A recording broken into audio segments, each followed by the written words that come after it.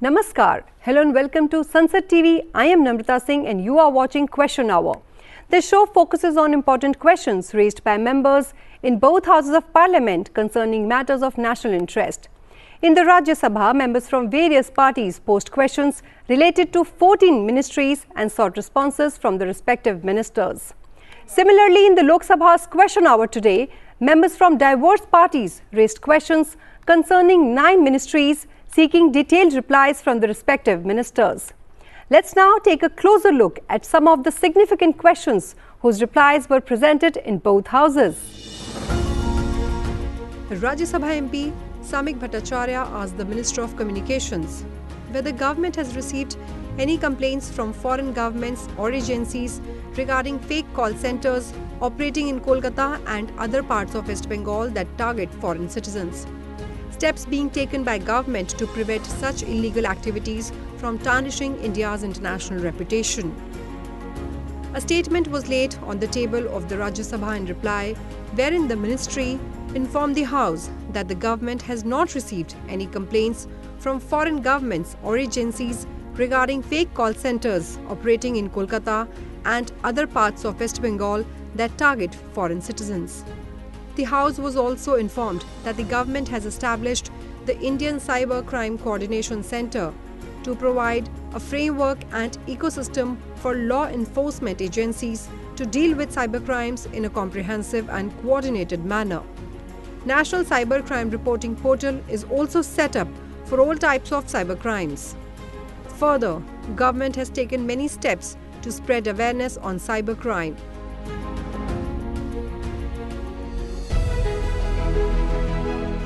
Lok Sabha MP Ram Prasad Chaudhary asked the Minister of Road Transport and Highways minimum distance prescribed between 2 toll plazas on national highways by the government. The ministry in its reply informed the House that fee plazas are established on national highways as per the National Highways Fee Determination of Rates and Collection Rules 2008, wherein Sub-Rule 2 of the Rule 8 stipulates that any other fee plaza on the same section of national highway and in the same direction shall not be established within a distance of 60 kilometers.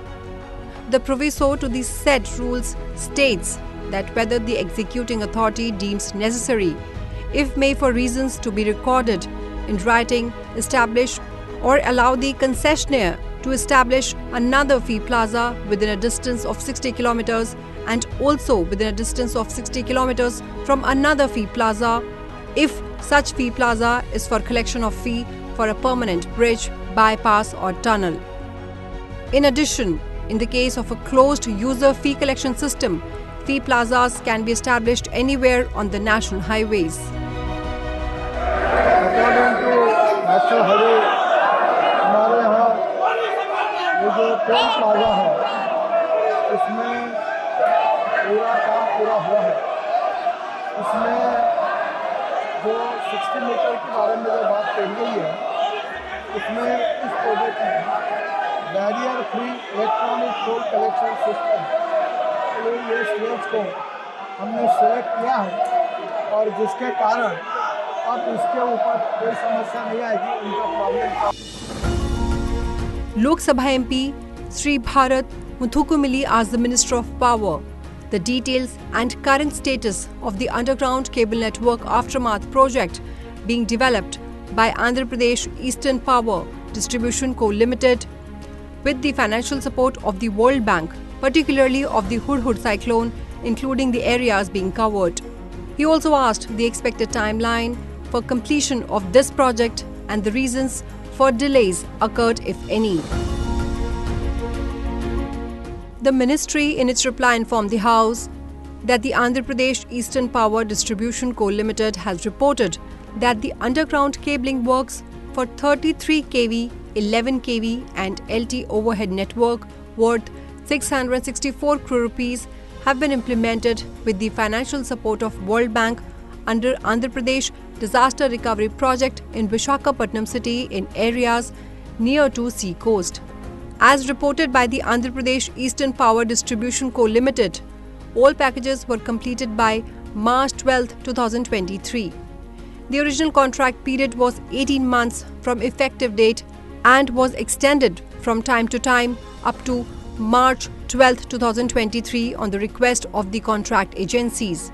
The following reasons have been reported for delay in completion of the projects: nationwide lockdown due to COVID-19, material procurement delays, non-availability of required skilled labourers. Under revamped distribution sector scheme, underground cable works amounting to 1,166 crore rupees has been sanctioned for Andhra Pradesh Eastern Power Distribution Co. Limited for creating disaster-resilient infrastructure in disaster-prone areas. Andhra Pradesh Eastern Power Distribution Co. Limited has reported that the survey has been completed. Approvals from GVMC, NHAI and other public utilities are being taken for the road cutting works, and material procurement is currently under progress. The sanctioned works are expected to be completed by the sunset date of March 31, 2026. Rajya Sabha MP Sagarika Ghosh asked the Minister of Labour and Employment percentage of women participation in the workforce over the last 5 years and steps being taken by government to boost employment among women in the country. The ministry in its reply informed the House that as per the data available in latest annual PLFS reports, the estimated worker population ratio indicating employment and labour force participation rate on usual status for women of age 15 years and above during 2017-18 to 2023-24 indicates that the women's participation in labour force and the workforce has significantly increased over the years. Employment generation coupled with improving employability is the priority of the government. The government has taken various initiatives and measures to promote and increase the participation of women in workforce. The ministry informed that it has incorporated a number of provisions in the labour laws for equal opportunity and congenial work environment for women workers like paid maternity leave, flexible working hours, equal wages, etc. Furthermore, the House was informed that the ministry has implemented various schemes to boost female LFPR as well as the overall LFPR like Pradhan Mantri Mudra Yojana, Stand Up India scheme, Startup India, Prime Minister's Employment Generation Program, Women in Science and Engineering Kiran, Serve Power, promoting opportunities for women in exploratory research, Mahatma Gandhi National Rural Employment Guarantee Scheme, Pandit Deen Dayal Upadhyay Gramin Kaushalya Yojana, Rural Self-Employment and Training Institutes, Deen Dayal Antyodaya Yojana, National Urban Livelihoods Mission, and production-linked incentives, etc. Female workers are trained through a network of women industrial training institutes, national vocational training institutes, and regional to enhance their employability. Efforts to boost women's participation in the workforce were highlighted in the 2024-25 budget. Alongside the Prime Minister's package of 5 schemes aimed at enhancing employment, skills developments and other opportunities for 4.1 crore youth over a 5-year period, with the central outlay of 2 lakh crore rupees. The budget also announced the establishment of working women's hostels in collaboration with the industry, along with the creation of creches to support women's participation in the workforce, in addition to other targeted policy interventions. Lok Sabha members Shobna Ben Mahendra Singh Baraya and Pratap Chandra Sarangi asked the Minister of Micro, Small and Medium Enterprises number of projects that have been established under Prime Minister's Employment Generation Program during the current financial year and measures that are in place to monitor and evaluate the success of the micro enterprises established under this program in the country. The ministry in its reply informed the House the following measures are in place to monitor and evaluate the implementation of PMEGP, a dedicated portal for tracking the complete process from application till adjustment of margin money subsidy into the beneficiary's loan account, a mechanism for fiscal verification of micro enterprises set up under PMEGP with geotagging of the establishment and its working status.